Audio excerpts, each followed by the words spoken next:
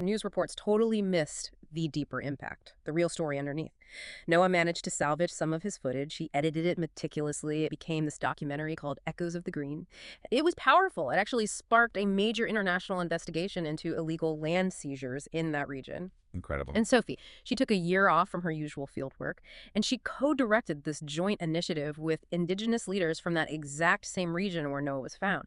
So their individual missions, which had been separate for so long, they were now completely intertwined and amplified.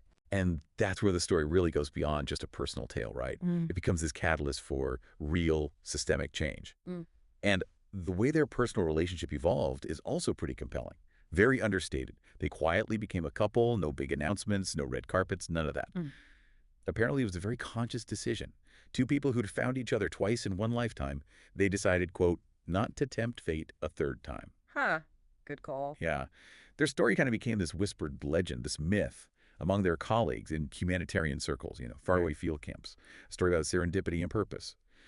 But the simpler truth, maybe, as the source suggests, is just that the universe had patiently waited until they were both ready to cross that threshold into true adulthood together. Mm-hmm. It wasn't about one single adventure ending. It was about a shared journey finally finding its proper alignment. And the epilogue described in the source is just, it's beautiful, really. Years later, they're in this remote village somewhere in the Andes, and there's a mural being painted on a school wall. The mural depicts three things: a train platform, a jungle path, and two silhouettes standing side by side. Wow. Sophie takes a photo of it, turns to Noah. He just smiles and says, "Nice symmetry." Yeah. And her reflection in that moment is 10 years, one chance, one adventure. And his response, his lasting thought, is the perfect final note. He says, no, the adventure's still going.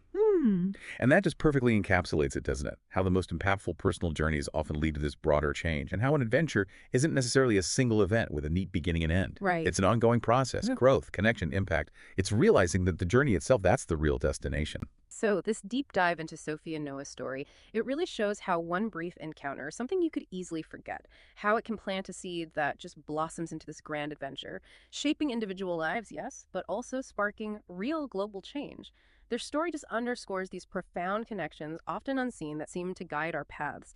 It illustrates how those little whispers from the universe maybe can be the blueprint for what comes next. So as you go about your day-to-day, maybe consider this. How often do you dismiss those quiet recognitions, those small moments that feel kind of significant, but there's no obvious reason why?